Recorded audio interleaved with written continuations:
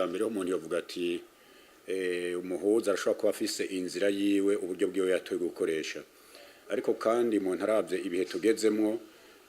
kuvuga ngo kumviriza abantu nibaza ko baronse akanya kubumviriza koko bibaza umwanya utari muto nta byinshi barakimumviriza kuko ibibazo byo mu Burundi birazwi.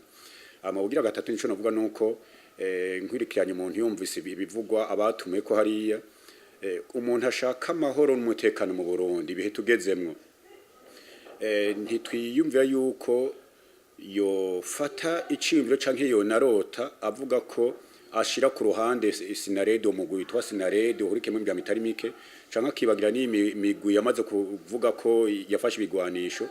mu gihe uri kuvuga ngo ni ibiganiro by'abarundi bija kuzana amahoro. Tuvore ko ngaho umuntu ufashe inzira no kuri itariyo mu bihe tugezemo nta bintu by'uko twoza kwiteza utunyoni ku bibazo birahari.